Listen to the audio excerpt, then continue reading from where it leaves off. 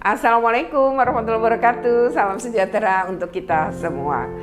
Dalam video kali ini saya kembali akan membahas tentang terjadinya kekerasan di dalam dunia pendidikan. Kekerasan fisik ya. Nah, seperti apa kasusnya? Ada dua kasus yang akan diangkat. Yang pertama adalah kasus yang juga kira-kira ini dua kasus ini sempat viral kurang lebih 1 bulan yang lalu.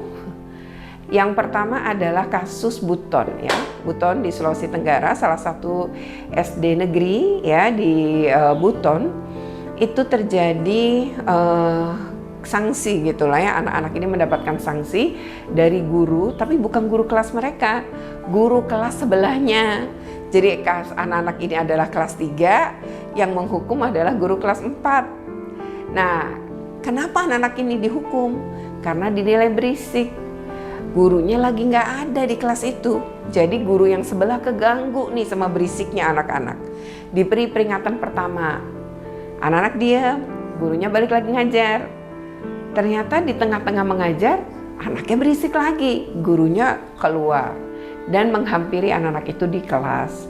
Dan apa yang dilakukan? Menghukum 16 anak di kelas itu dengan makan sampah plastik. Ya, sampah plastiknya dari mana? Dari depan pintu kelas. Diambil dan istilahnya kalau orang Jawa dijejelin gitu ya, dimasukin ke dalam mulut anak-anak. Nah, ada anak di antara yang 16 itu kemudian mengalami trauma. Tidak berani lagi ke sekolah. Dan saat itu orang tua si anak ya, atau keluarga si anak melaporkan kasus ini ke kepolisian. Nah, kasus kedua ini juga berselang tidak lama, videonya viral. Di dalam video yang singkat itu ada seorang anak ya, laki-laki, dia berdiri di depan kelas. Sebenarnya sih ada sekitar 3 anak ya. Lalu ada gurunya di dekat meja guru. Tiba-tiba karena video tidak bersuara, jadi kita tidak tahu apa yang kemudian terjadi. Tiba-tiba si guru ini berlari ke salah satu anak laki-laki, lalu anak itu tiba-tiba ditampar. Dan dalam kondisi setelah ditampar, anak itu kemudian didorong dan dibenturkan ke whiteboard ya. Jadi di belakang si anak ini ada whiteboard. Nah, berarti kan juga kebentur dengan tembok ya.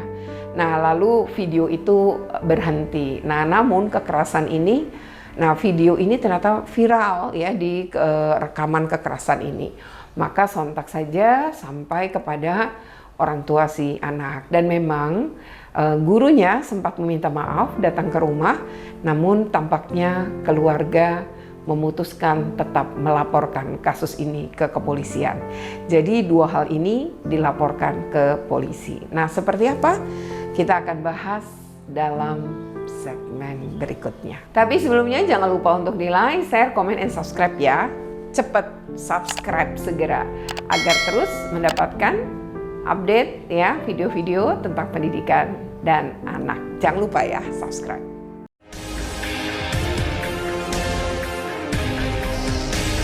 Nah, kasus begini kan tidak pertama, tidak kedua, dan kerap kali terjadi.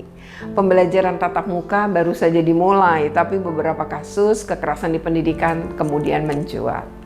Nah, untuk kasus yang pertama ya, memang tidak memukul nih, tapi memasukkan mulut anak-anak itu sampah plastik. Tentu saja ini tidak umum ya, mungkin kejadian yang baru dan cukup mengejutkan serta menghebohkan negeri kita ya. Nah, walaupun tidak memukul, tetapi kan anak-anak ini dimasukkan sampah ke dalam mulutnya adalah sesuatu yang jelas membuat mereka trauma. Ya. Yang kedua mungkin trauma beda-beda. Di setiap anak pasti beda-beda. Yang kedua risiko apa yang diambil dari tempat sampah masuk ke mulut lalu sakit bagaimana? Bahaya sekali untuk kesehatan anak-anak. Nah, lalu kenapa ya kok kelas ini berisik? Gurunya kenapa belum tiba, guru kelasnya? Karena SD ya. Nah, guru kelasnya belum datang karena memang hari itu hujan deras. Sehingga gurunya belum tiba. Dan ternyata anak-anak ini tuh ribut karena mereka sedang nyiapin kejutan buat wali kelasnya yang lagi berulang tahun. Ya sehingga mereka agak ribut begitu. Nah, Sayangnya tadi ya namanya anak-anak SD ya, apalagi masih kelas 3, sesungguhnya mereka ini sedang ingin memberi kejutan pada gurunya, tapi gurunya terlambat lantaran hujan deras. Nah, gurunya akhirnya datang dan guru kelas 4 yang menghukum juga mengatakan bahwa tadi anak-anakmu saya hukum gitu. Nah, tapi tidak tahu kalau dihukumnya seperti itu sampai kemudian salah satu anak ini melapor kepada orang tuanya, menyampaikan dan dia merasa ketakutan esok harinya untuk sekolah. Nah, baru deh kasusnya terungkap. Nah, lalu seperti apa kemudian kasus yang kedua? Nah, walaupun tadi yang pertama tidak terjadi kekerasan fisik, tapi kekerasan psikisnya terjadi. Dan yang kedua adalah yang di Surabaya, itu jelas kekerasan fisik ya. Itu pun membahayakan, apalagi kepala didorong ke papan tulis yang berarti berbenturan juga dengan tembok. Itu kan sesuatu yang sebenarnya berbahaya betul untuk anak-anak. Ya, kepala ini harus dilindungin. Kepala ini tidak boleh seharusnya dipukul dan juga dibenturkan. Agama sendiri ya, di dalam agama Islam misalnya, ketika kemudian anak tidak mau sholat pada usia tertentu, maka memang dianjurkan untuk katanya ya dipukul. Tapi dipukulnya di bagian yang tidak membahayakan gitu ya. Misalnya di bagian pantat seorang anak, tidak membahayakan. Dan itu pun Nabi Muhammad ternyata ketika mendidik anak dan cucunya tidak pernah juga melakukan kekerasan itu gitu.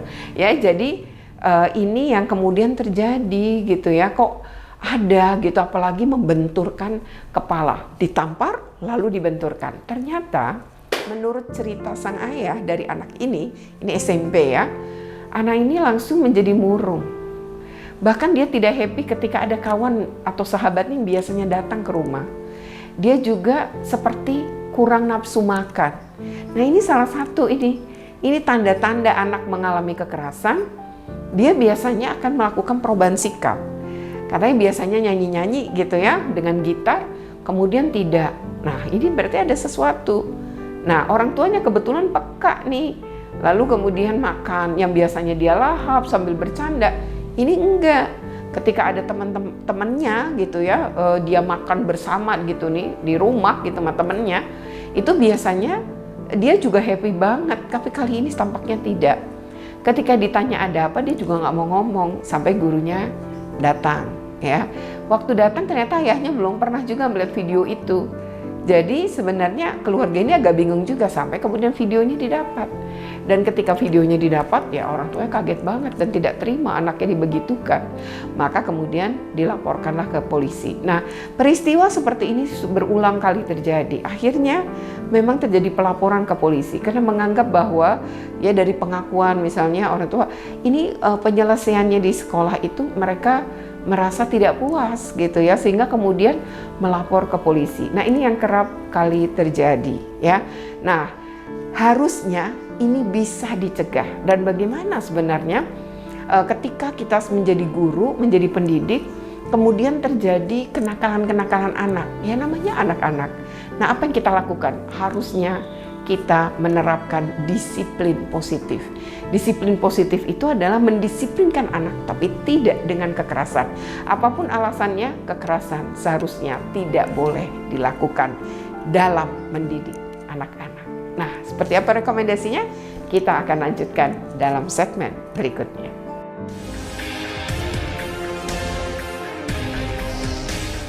Yang pertama ya, kalau bicara rekomendasi, saya sebenarnya sudah sering ngomong ya. Yang pertama itu adalah, kan sering kali ya orang nanya, kenapa sih terjadi kekerasan?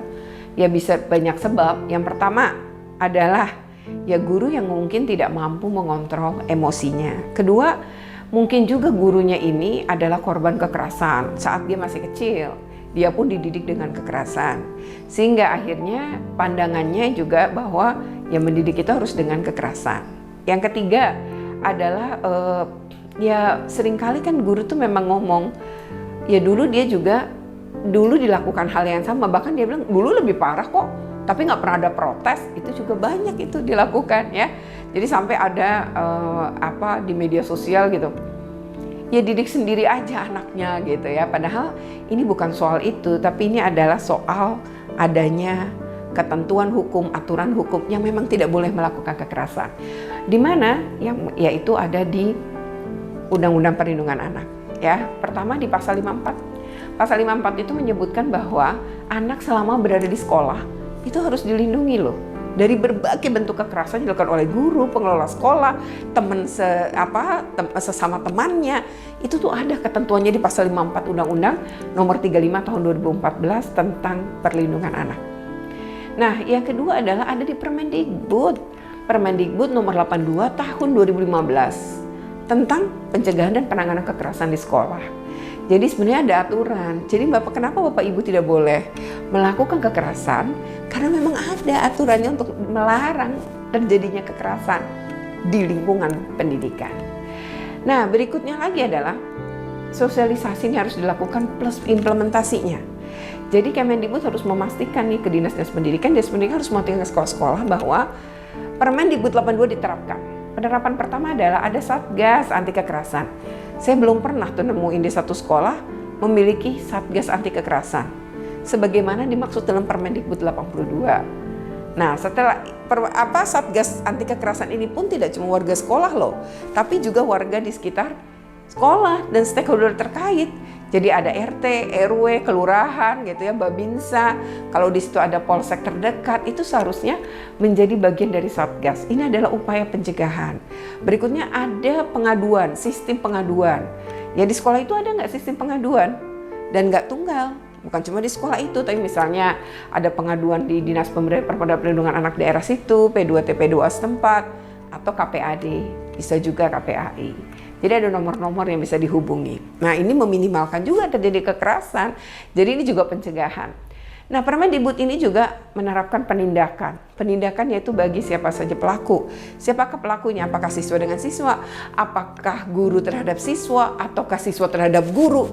Itu ada semua. Atau sekolah yang menjadi pelaku, itu pun ada. Jadi ketentuannya ada, penindakannya juga ada. Nah, oleh karena itu ya, jelas bahwa kekerasan terhadap anak di pasal 76C itu jelas-jelas tidak diperkenankan kan. Jadi kalau kekerasan itu nggak bisa. Nah, hukumannya di mana? Di pasal 80. Di situ sebenarnya sudah tercantum loh. Pertama, kalau akibat kekerasan terjadi kemudian luka ringan, ya itu bisa 3,5 tahun dengan denda 72 juta rupiah. Yang kedua adalah jika sedang gitu ya, itu 5 tahun loh dengan denda 100 juta. Dan jika berat sampai menimbulkan cacat dan kematian, maka hukumannya 15 tahun dengan denda 3 miliar rupiah. Nah, itu masih lagi ya, ini masih lagi hukuman penjaranya masih bisa diperberat jika pelaku adalah orang terdekat korban, misalnya ayah, ibu, paman, bibi, atau guru. Karena guru itu termasuk orang terdekat korban. Nah, berarti dari 15 tahun bisa menjadi 20 tahun karena bisa diperberat sepertiga. Berat kan? Ya, jadi kenapa nggak boleh melakukan? Ya karena memang melakukan kekerasan itu bagaimanapun berdampak buruk pada anak. Anak akan terganggu tumbuh kembangnya, membahayakan tumbuh kembang anak. Jadi kalau kita semua mencintai anak-anak yang menjadi pemilik masa depan, maka seharusnya kita melindungi anak-anak ini. Anak boleh salah dan bisa salah, tapi kita harus memberi kesempatan untuk memperbaiki diri. Dan satu lagi, anak belajar dari kesalahannya. Jadi memang harus dididik dengan cara disiplin positif. Nah, demikian ya video ini. Saya mungkin berulang kali ini mengingatkan ya tentang kekerasan itu seharusnya tidak dilakukan. Mendidik tidak dengan kekerasan. Dalih mendisiplinkan tidak boleh juga dengan kekerasan. Tapi terapkanlah disiplin yang positif. Disiplin positif bukan berarti anak itu tidak bisa dihukum. Tapi hukumlah anak sampai dia mendapatkan efek jera dengan cara tidak dengan kekerasan. Saya contohkan misalnya, seorang anak yang lupa membawa sesuatu di perintah gurunya, dia salah. Dan untuk dia salah, dia harus diberi kesempatan memperbaiki diri. Lalu caranya seperti apa? Ya berarti kalau teman-temannya membawa satu, besok apa yang diperintah dia harus bawa 2. Datang lebih pagi, misalnya itu bentuknya kompos, harus sebar ke tanaman di taman sekolah. Maka dia datang pagi, gurunya nemenin, kemudian menyebarkan kompos itu ke tanaman sekolah. Nah, pertama itu anak biasanya semua bawa kompos 1, dia diminta bawa kompos 2. Pasti dia berpikir tentang jangan sampai saya ulangin lagi. Karena berat kan jadinya, saya lebih banyak. Yang kedua, saya jadi harus datang pagi-pagi sebelum teman-teman saya yang lain datang. Nah, dengan ini maka itu termasuk mendidik. Ya, jadi mendidiknya dengan disiplin yang positif. Semoga kita semua sebagai orang tua, sebagai pendidik bisa terus ya komitmen untuk melindungi anak-anak kita, tidak melakukan kekerasan terhadap anak-anak kita. Stop kekerasan. Oke, demikian video ini. Jangan lupa untuk di like, share, comment, and subscribe. Bagi yang belum subscribe, cepat ya, segera subscribe. Sampai ketemu lagi pada video berikutnya. Assalamualaikum warahmatullahi wabarakatuh. Terima kasih.